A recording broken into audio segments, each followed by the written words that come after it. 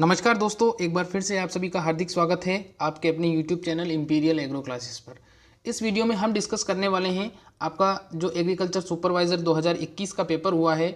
उसमें आप सब लोगों को पता है कि कुछ क्वेश्चन जो हैं उनमें त्रुटियां हैं, उनमें कुछ गलतियां हैं, जिसके कारण रीट लगकर वो प्रश्न हट सकते हैं। उनके हटने की संभावना लगभग पूरी है। तो डिस्कस करेंगे इस वीडियो में कौन कौन से ऐसे प्रश्न हैं जो हट सकते हैं। तो चलिए शुरू करते हैं। शुरू करने से पहले छोटी सी रिक्वेस्ट है, प्लीज़ वीडियो को लाइक और चैनल को सब्सक्राइब कर दीजिए। फिर शुरू करते हैं हमारी वीडियो।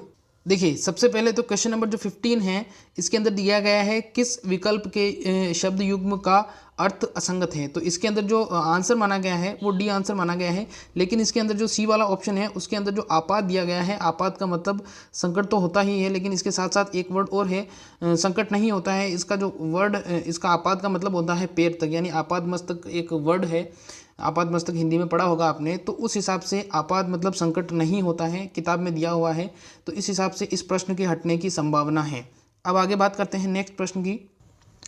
अगला प्रश्न है, निम्न में से किसका प्रयोग पशुओं में विरेचक के रूप में किया जाता है। तो यहाँ पर ऑप्शन नंबर ए दिया गया है आपका ऑप्शन नंबर बी दिया गया है अरंडी का तेल, और ऑप्शन नंबर सी दिया गया है मैग्नीशियम सल्फेट। तो देखिए, अरंडी का भी इस्तेमाल किया जाता है और मैग्नीशियम सल्फेट का भी इस्तेमाल किया जाता है। तो इस प्रश्न के डिलीट होने की पूरी संभावना है। फिर अगले प्रश्न की मैं बात करूँ तो अगला प्रश्न देखिए कौन सा है।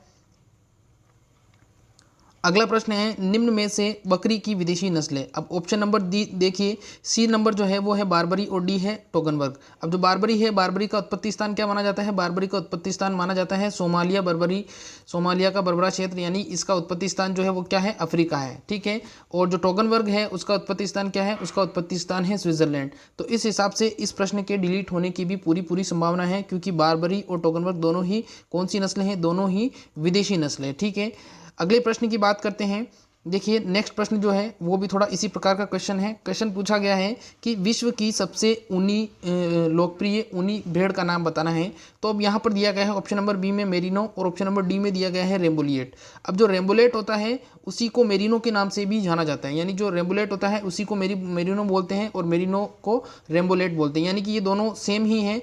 जो रेम्बुलेट होता है उसको फ्रेंच मेरिनो के नाम से जाना जाता है, उसको फ्रेंच मेरिनो के नाम से जाना जाता है। तो इस हिसाब से इस प्रश्न के डिलीट होने की भी पूरी संभावना है।